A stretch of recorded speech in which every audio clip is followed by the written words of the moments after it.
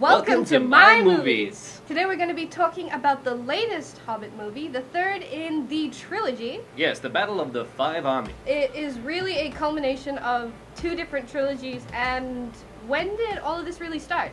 2006, I believe, was when they started scripting and trying to get the licensing sorted out. There's a huge issue with the licensing, actually, with the original Tolkien estate.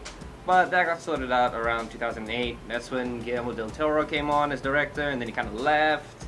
And then I think they started principal photography shooting in 2011. It was personally one of my favorite movies out of the 6 of the Lord of the Rings ones, although reading the books, it's not necessarily true to it.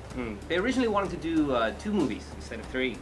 Yeah, but then, you know, Peter Jackson was just like, 3! Let's just do 3. Really, it is one of the more action-packed of the 3. I mean, you have the battle. There's the battle. You have There's 5 armies. There's lots of fighting. Yeah, in as much as it's there to bridge the gap between the Hobbit trilogy and the Lord of the Rings trilogy. So The Hobbit is a trilogy of films based on a novel by J.R.R. Tolkien. It was written a very long time ago. For children. For actually. children, yes. Yeah. And they originally made the Lord of the Rings trilogy, which comes after The Hobbit. Yeah. Which the Peter Jackson films came from that, which were 3 books, which they made into 3 movies. The Hobbit is 1 book, a very short one, which they made into 3 movies. And but there are a lot of plot points in that novel, which does carry across into the movies. Post the passing of J.R.R. Tolkien, his son put out a lot of his unfinished works and other things, which I imagine, in terms of the scripting process, they used to bridge a lot of the gaps, or at least to add content to the trilogy that came out of the 1 book. Should this be a movie that you should go and watch? Yes. Go watch. Yes. Go watch. It's fine.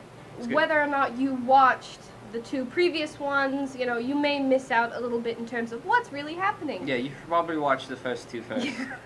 And then afterwards go and watch The Lord of the Rings. And then you'll have like a whole weekend sorted. What is it? It's like 18 hours altogether. And I mean, particularly coming up to the holidays, if you're going to spend a lot of time with your family, or you're going to spend a lot of time avoiding your family, this might be a perfect way to do it. Maybe you shouldn't watch the movie if you don't like dragons. Or orcs. Or swords. Or hairy hobbit feet. Or people fighting in awesome giant CGI battles. Or dwarves. So if you don't like awesome things, no, you shouldn't watch this movie. Yeah, I mean, I don't know what you find enjoyment in. But yeah, final conclusion, out of the 5 stars that we're going to be using to generally rate movies, what are you going to give it, Albie? 3.5. Why are you only giving it 3.5? There was some things I found issue with, but it is still a really, really good movie. You know, 3.5 is not like an awful movie. Right. But like 1 is an awful movie. Yes. I personally give it 4. It was one of the 3 movies, or even if you're going to count the 6, that I actually paid attention to the whole way through. I wasn't necessarily fully invested in the characters. I still found the dwarf and elf thing kind of weird, but generally it was a pretty movie. I enjoyed it, and popcorn. If you have any recommendations basically for any movies that you think we should go and watch and review, or if you have any additional comments about how you felt about the movie, whether you felt we gave it too few or too many stars, let us know. Yes. Do that. But in a nice way. Yeah, don't be mean. We have an opinion, share yours in a non-confrontational manner. With that. Oh, okay. Bye.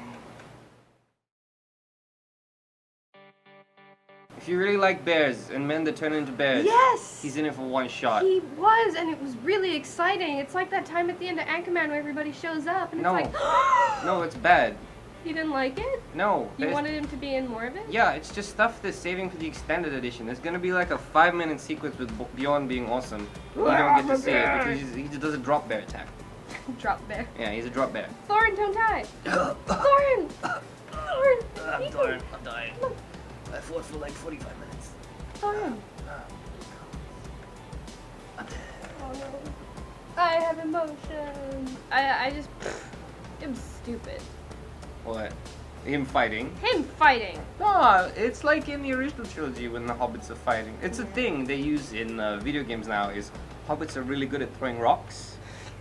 Did you see Bilbo threw the rocks in the movie? He threw the rock and it knocked out the orcs. He didn't knock him out, he killed him. He killed like 20 orcs by throwing rocks at them. Yeah, I don't I don't know if you can kill an orc by throwing a rock at it. It's an uncommonly known fact that orcs have very soft heads.